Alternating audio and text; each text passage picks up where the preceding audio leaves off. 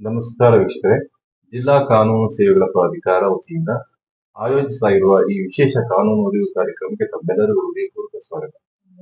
ಸಂವಿಧಾನದ ಅನುಚ್ಛೇದ 39A ಹಾಗೂ ಕಾನೂನು ಸೇವೆಗಳ ಪ್ರಾಧಿಕಾರದ ಕಾಯ್ದೆ 1987ರ ಉದ್ದೇಶದಂತೆ ಪ್ರತಿಯೊಬ್ಬ ನಾಗರಿಕರಿಗೂ ಸಮಾನ ನ್ಯಾಯ ಮತ್ತು ಉಚಿತ ಕಾನೂನು ನೆರವು ದೊರೆಯುವಂತೆ ಜಿಲ್ಲಾ ಕಾನೂನು ಸೇವೆಗಳ ಪ್ರಾಧಿಕಾರದ ವಿವಿಧ ಜನಪರ ಯೋಜನೆಗಳನ್ನು ಅನುಷ್ಠಾನಗೊಳಿಸಲಾಗಿದೆ. ಇಂದು ಜಿಲ್ಲಾ ಕಾನೂನು ಸೇವೆಗಳ ಪ್ರಾಧಿಕಾರದ ಸಾರ್ವಜನಿಕರಿಗೆ ದೊರೆಯುವ ವಿವಿಧ ಯೋಜನೆಗಳು ಮತ್ತು ಸೇವೆಗಳ ಕುರಿತು ಮಾತನಾಡಲು ನಮ್ಮೊಂದಿಗೆ ಜಿಲ್ಲಾ ಸದಸ್ಯ ಕಾರ್ಯದರ್ಶಿಗಳು ಹಾಗೂ ಹಿರಿಯ ಸಿವಿಲ್ ನ್ಯಾಯಾಧೀಶರಾದಂತಹ ಹನುಮಂತಪ್ಪ ಸಾಹೇಬರು ನಮ್ಮ ಜೊತೆ ಇದ್ದಾರೆ. ಅವರಿಗೆ ನಿಮ್ಮೆಲ್ಲರ ಸ್ವಾಗತ. Thank you sir. ಈಗ ಸಾಕಷ್ಟು ಯೋಜನೆಗಳನ್ನ, ಸಾಕಷ್ಟು ಅವಕಾಶಗಳನ್ನ ವಂಚಿತರಿಗೆ ಕಾನೂನುಬದ್ಧವಾಗಿ ಚಾಲೂ ಮಾಡ್ತಾ ಇದ್ದೀರಾ. ಈಗ ಈ ಹೊಸದಾಗಿ LADC ಸ್ಕೀಮ್ ಅಂತ ಬಂದಿದೆ. ಇದರ ಉದ್ದೇಶ ಏನು? LADC ಸ್ಕೀಮ್ ಅಂದ್ರೆ ಏನು? ಅದ್ರ ಬಗ್ಗೆ ಸ್ವಲ್ಪ ತಿಳಿಸಿ. ಖಂಡಿತ. ಈಗ LADCS ಅಂತಂದ್ರೆ legal aid defence council system ಅಂತ ಒಂದು ಸ್ಕೀಮ್ ಇದೆ.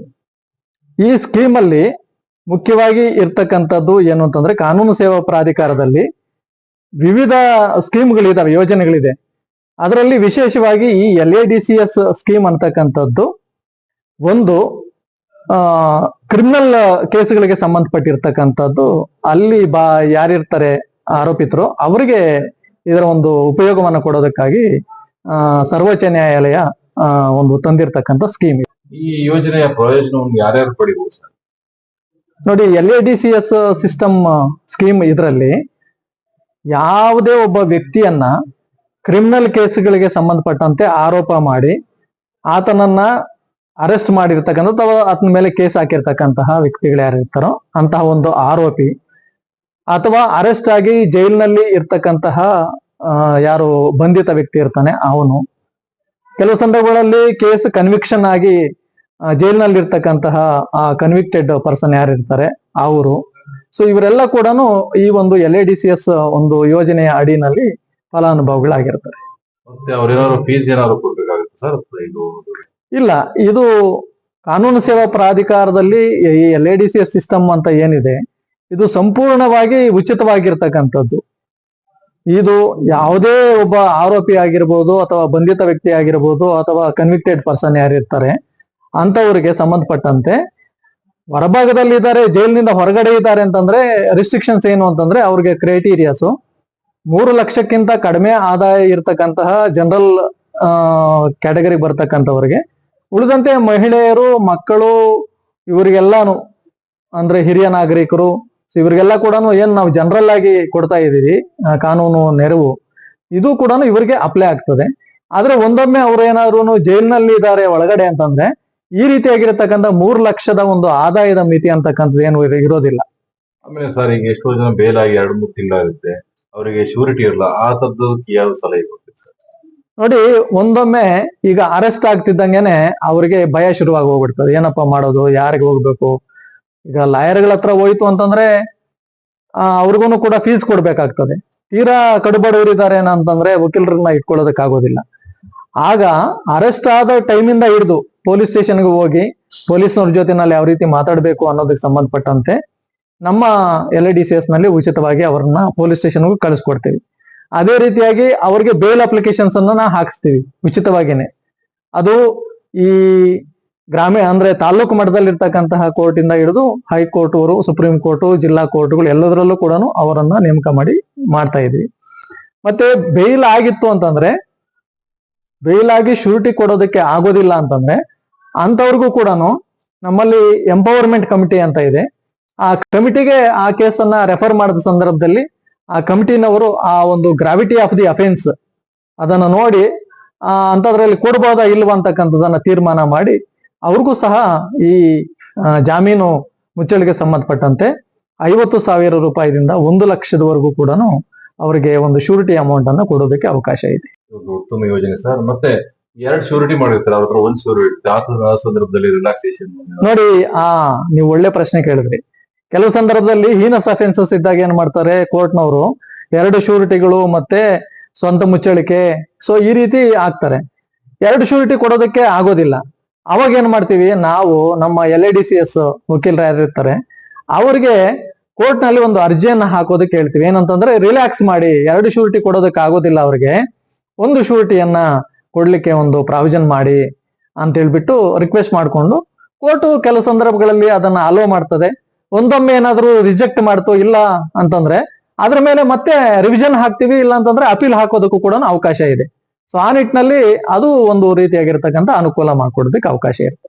ಒಂದು ಒಳ್ಳೆ ಉತ್ತಮವಾದ ಸಲಹೆ ಸರ್. ಮತ್ತೆ ಈಗ ಕನ್ವಿಕ್ಷನ್ ಆಗಿರುತ್ತೆ, ಅವ್ರ ಮನೆಗೆ ಯಾರು ಬರಲ್ಲ, ಅವ್ರ ಅಪೀಲ್ ಏನಾದ್ರು ನೀವು ಆಗ್ತೀರಾ? ಯಾರು ಬರಲಿಲ್ಲ ನೋಡಿ, ಕನ್ವಿಕ್ಟೆಡ್ ಯಾರು ಇರ್ತಾರೆ, ಸೊ ಅಂತವ್ರಿಗೆ ಸಂಬಂಧಪಟ್ಟಂತೆ ಪಾಪ ಅವರು ಒಳಗಡೆ ಇರ್ತಾರೆ. ಇದ್ದಾಗ ಕೆಲವಾರು ಸಂದರ್ಭಗಳಲ್ಲಿ ನಾವು ನೋಡಿದ ಹಾಗೆ ಮನೆಯವರು ಸಹ ಬರೋದಿಲ್ಲ ಆ ಕಡೆ, ಅವನು ಒಳಗಡೆನೆ ಇರ್ಲಿ ಬಿಡಿ ಅಂತಕ್ಕಂಥ ಒಂದು ಮನಸ್ಥಿತಿಗಳಿರ್ತದೆ. ಅಂತ ಸಂದರ್ಭದಲ್ಲಿ ಏನು ಸಂವಿಧಾನದ ಆರ್ಟಿಕಲ್ 21 ಇದೆ, ಸೊ ಆ ಅಡಿನಲ್ಲಿ ಯಾವುದೇ ಒಬ್ಬ ವ್ಯಕ್ತಿಯ ಒಂದು ಹಕ್ಕು ಹರಣ ಆಗ್ಬಾರ್ದು ಅಂತ ಹೇಳ್ಬಿಟ್ಟು ನಾವೇನೆ ಉಚಿತವಾಗಿ ಆ ಒಂದು ಸರ್ಟಿಫೈಡ್ ಕಾಪೀಸ್ ಇರ್ತಕ್ಕಂಥ ಕಾಪಿಗಳನ್ನ ತಗೊಂಡು ಜಡ್ಜ್ಮೆಂಟು, ಡಿಪೋಷನ್ಸು, ಚಾರ್ಜ್ ಶೀಟು, FIR ಏನೆಲ್ಲ ರಿಕ್ವೈರ್ಮೆಂಟ್ ಇದೆ ಅದನ್ನೆಲ್ಲ ತಗೊಂಡು, ಮತ್ತೆ ಅವು ಏನಾದ್ರೂ ಕನ್ನಡದಲ್ಲಿತ್ತು ಅಂತಂದ್ರೆ ಅದನ್ನ ಇಂಗ್ಲಿಷ್ಗೂ ಕೂಡ ನಾವೇ ಟ್ರಾನ್ಸ್ಲೇಷನ್ ಮಾಡಿಸಿ, ಮತ್ತೆ ಇಲ್ಲಿಂದ ನಾವು ಹೈಕೋರ್ಟ್ ಇದಕ್ಕೆ ಅಲ್ಲಿ ಒಂದು ನಮ್ಮ ಕಾನೂನು ಸೇವಾ ಸಮಿತಿ ಇದೆ ಉಚ್ಚ ನ್ಯಾಯಾಲಯದಲ್ಲಿ, ಅವ್ರಿಗೆ ಕಳಿಸ್ಕೊಡ್ತೀವಿ. ಅಲ್ಲಿ ಅವರು ಅಲ್ಲಿರ್ತಕ್ಕಂತಹ ನಮ್ಮ ಕಾನೂನು ಸೇವಾ ಪ್ರಾಧಿಕಾರದ ವಕೀಲರ ಮುಖಾಂತರವಾಗಿ ಅಪೀಲ್ ಅನ್ನ ಸಲ್ಲಿಸ್ತೀವಿ. ಅದು ಸಹ ಉಚಿತನೇ. ಮತ್ತೆ ಮಹಿಳೆಯರಿಗೆ, ಅಂಗವಿಕಲರಿಗೆ, ಮತ್ತೆ SC/ST ಗಳಿಗೆ ಏನಾದ್ರು ವಿಶೇಷ ಸೌಲಭ್ಯಗಳು ಇದೆಯಾ ಸರ್? ಇದು ಜನರಲ್ ಆಗಿರ್ತಕ್ಕಂಥದ್ದು. ಈ ಒಂದು LADCS ಅಂತಾನೆ ಅಲ್ಲ, ಉಳಿದಿರ್ತಕ್ಕಂಥ ಯಾವುದೇ ಒಂದು ಯೋಜನೆಗಳಿಗೆ ಸಂಬಂಧಪಟ್ಟಂತೆ ಕಾನೂನು ನೆರವನ್ನ ಕೊಡಬೇಕು ಅಂತಂದ್ರೆ ನಾವು ಫಸ್ಟ್ ಪ್ರಯಾರಿಟಿಯನ್ನ ಮಹಿಳೆಯರಿಗೆ, ಮಕ್ಕಳಿಗೆ, ಹಿರಿಯ ನಾಗರಿಕರಿಗೆ, ಮತ್ತೆ ಪರಿಶಿಷ್ಟ ಜಾತಿ ಮತ್ತು ವರ್ಗಕ್ಕೆ ಸೇರಿರ್ತಕ್ಕಂಥವ್ರಿಗೆ, ಅದೇ ರೀತಿಯಾಗಿ 3 ಲಕ್ಷಕ್ಕಿಂತ ಕಡಿಮೆ ಆದಾಯ ಇರತಕ್ಕಂತಹ ಸಾಮಾನ್ಯ ವರ್ಗಕ್ಕೆ ಸೇರಿರ್ತಕ್ಕಂಥವ್ರಿಗೆ, ಸೊ ಎಲ್ಲ ಕೂಡ ಉಚಿತವಾಗಿ ಅವರಿಗೆ ನೆರವನ್ನ ಕಲ್ಪಿಸ್ಕೊಡ್ತೇವೆ. ಅಂದ್ರೆ ಕಡು ಬಡವರಿಗೆ, ನಿರ್ಗತಿಕರಿಗೆ, ಅಸಹಾಯಕರಿಗೆ ಕ್ರಿಮಿನಲ್ ಪ್ರಕರಣಗಳಲ್ಲಿ ಸಂಪೂರ್ಣವಾದ ಸಹಕಾರ. ಈ LADCS ಸಿಸ್ಟಮ್ ಅಲ್ಲಿ ಅವರಿಗೆ ಉಚಿತವಾಗಿ, ಸಂಪೂರ್ಣವಾಗಿ ಉಚಿತವಾಗಿ. ಎಲ್ಲಿಂದ ಅಂತಂದ್ರೆ ಈಗ ತಾಲೂಕ್ ಮಟ್ಟದಲ್ಲಿ ಇರ್ತಕ್ಕಂಥ ಕೇಸಸ್ ಇರ್ತದೆ, ಅಲ್ಲಿ ಏನಾದ್ರೂ ಒಂದ್ ವೇಳೆ ಬೇಲ್ ಅಪ್ಲಿಕೇಶನ್ ಹಾಕಿರ್ತಕ್ಕಂಥದ್ದು ರಿಜೆಕ್ಟ್ ಆಯ್ತು ಅಂದ್ರೆ ಸೆಷನ್ಸ್ ಬರ್ತೀವಿ, ಸೆಷನ್ಸ್ ಅಲ್ಲೂ ಫ್ರೀ ಆಗಿ ಹಾಕ್ತಿವಿ. ಒಂದ್ ವೇಳೆ ಸೆಷನ್ಸ್ ಕೋರ್ಟ್ ಅಲ್ಲೂ ಅದು ಒಂದು ಬೇಲ್ ಅಪ್ಲಿಕೇಶನ್ ಆಗಿರ್ಬೋದು ಅಥವಾ ಅಪೀಲ್ ಆಗಿರ್ಬೋದು ರಿಜೆಕ್ಟ್ ಆಯ್ತು ಅಂತಂದ್ರೆ ಮತ್ತೆ ಹೈಕೋರ್ಟ್ಗೆ ಹೋಗ್ತೀವಿ, ಹೈಕೋರ್ಟ್ ನಿಂದ ಆಗಿಲ್ಲ ಅಂದ್ರೆ ಸುಪ್ರೀಂ ಕೋರ್ಟ್ ವರೆಗೂ ಹೋಗ್ತೀವಿ. ಸೊ ಹಾಗಾಗಿ ಇದು ಪೂರ್ಣ ಏನು ತಾಲೂಕು ಮಟ್ಟದಲ್ಲಿ ಇರ್ತಕ್ಕಂತಹ ನ್ಯಾಯಾಲಯದಿಂದ ಸುಪ್ರೀಂ ಕೋರ್ಟ್ ವರೆಗೂ ಕೂಡ ಉಚಿತವಾಗಿ ಸರ್ವಿಸ್ ಅನ್ನ ಕೊಡ್ತಕ್ಕಂಥದ್ದು. ಮತ್ತೆ ಈಗ ಫ್ರೀ ಅಂದಾಗ ಅಲ್ಲಿ ಯಾವ ತರ ಲಾಯರ್ ಇರ್ತಾರೋ ಏನೋ ಅಂತ ಹೇಳಿ ಒಂಥರ ನಿರಾಸೆಯಿಂದ ಇರ್ತಾರೆ, ಅದ್ರ ಬಗ್ಗೆ ಏನ್ ಹೇಳ್ತೀವಿ ಸರ್? ಅಲ್ಲಿ ಯಾವ ತರ ನಡೆಸ್ತಾರೆ? ನೋಡಿ, ಇದು ತುಂಬಾ ತುಂಬಾ ತುಂಬಾ ಇಂಪಾರ್ಟೆಂಟ್ ಆಗಿರ್ತಕ್ಕಂಥ. ಯಾಕಂತಂದ್ರೆ ಸಾಮಾನ್ಯವಾಗಿ ಜನಸಾಮಾನ್ಯರಲ್ಲಿ ಏನಿರ್ತದೆ ಅಂತಂದ್ರೆ, ಉಚಿತವಾಗಿ ಕೊಡ್ತಾ ಇದಾರಲ್ಲ, ಎಂತ ಕ್ವಾಲಿಟಿ ಇರ್ತಕ್ಕಂಥ ಲಾಯರ್ ಇರ್ಬೋದು ಅವರು ಅಂತಕ್ಕಂಥದ್ದು ಇರ್ತದೆ.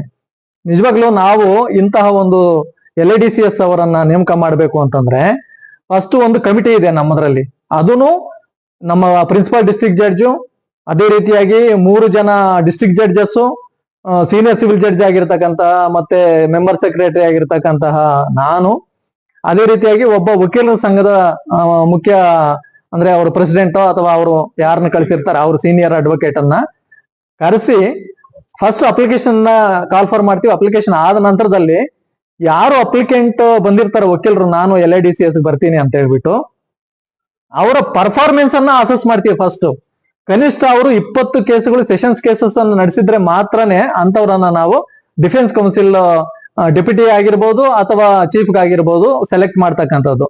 ಒಂದ್ ವೇಳೆ ಆ ರೀತಿಯಾಗಿರ್ತಕ್ಕಂಥ ಕೇಸಸ್ ನಡೆಸಿಲ್ಲ ಅಂತಂದ್ರೆ ಅವರನ್ನು ನಾವು ಸೆಲೆಕ್ಟೇ ಮಾಡೋದಿಲ್ಲ. ಮತ್ತೆ ಜಡ್ಜಸ್ಗೆ ಗೊತ್ತಿರ್ತದೆ ಈ ಅಪ್ಲಿಕೇಶನ್ ಹಾಕಿರ್ತಕ್ಕಂಥವ್ರು ಯಾರು ನಮ್ಮ ಕೋರ್ಟ್ಗಳಲ್ಲಿ ಬಂದು ಸರಿಯಾದ ರೀತಿಯಲ್ಲಿ ಕೇಸ್ಗಳನ್ನ, ಪ್ರಕರಣಗಳನ್ನ ನಡೆಸಿದ್ದಾರೆ ಅಂತಕ್ಕಂಥದ್ದು. ಸೊ ಅವರ ಒಂದು ಕೊಟ್ಟಿರ್ತಕ್ಕಂತಹ ಮಾಹಿತಿಯ ಆಧಾರದ ಮೇರೆಗೆ ಕೂಡ ಮತ್ತೆ ಇಂಟರ್ವ್ಯೂನಲ್ಲೂ ನಾವು ಕ್ವಶನ್ಸ್ ಅನ್ನ ಕೇಳ್ತೀವಿ ಅವ್ರಿಗೆ. ಸೊ ಅದರಲ್ಲಿ ಯಾರು ಸೆಲೆಕ್ಟ್ ಆಗ್ಲಿಕ್ಕೆ ಒಂದು ಅರ್ಹತೆ ಇರ್ತದೋ ಅಂತವ್ರನ್ನ ಮಾತ್ರನೇ ಸೆಲೆಕ್ಟ್ ಮಾಡ್ತೀವಿ. ಹಾಗಾಗಿ ಸಾರ್ವಜನಿಕರು ಯಾವುದೇ ರೀತಿಯಲ್ಲಿ ಅಂತಹ ಕಳಪೆ ವಕೀಲರು ಅಂತಕ್ಕಂಥದ್ದನ್ನ ಇಟ್ಕೊಳ್ಳುವಂತ ಅವಶ್ಯಕತೆ ಇಲ್ಲ.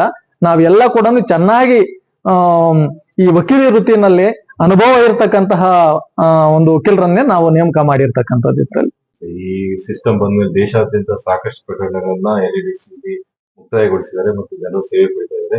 ಇಷ್ಟೊಂದು ಉಪಯುಕ್ತ ಮಾಹಿತಿ ಕೊಟ್ಟಂತ ತಮಗೆ ಧನ್ಯವಾದ.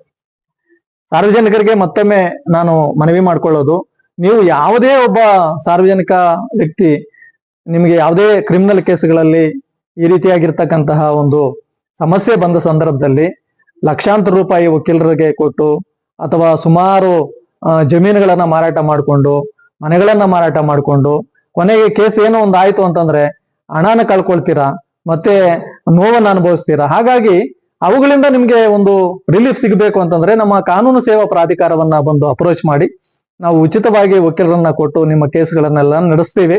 ನಿಮ್ಗೆ ಏನಾದ್ರೂ ಇದ್ರ ಬಗ್ಗೆ ಮಾಹಿತಿ ಬೇಕು ಅಂತಂದ್ರೆ ನಿಮ್ಮ ಹತ್ತಿರದ ಕಾನೂನು ಸೇವಾ ಪ್ರಾಧಿಕಾರ ಅಂದ್ರೆ ತಾಲೂಕ್ ಮಟ್ಟದಲ್ಲೂ ಇದೆ, ಜಿಲ್ಲಾ ಮಟ್ಟದಲ್ಲಿ ಇದೆ, ಹೈಕೋರ್ಟ್ ಅಲ್ಲಿ ಇರ್ತದೆ, ಸುಪ್ರೀಂ ಕೋರ್ಟ್ ಅಲ್ಲಿ ಇರ್ತದೆ.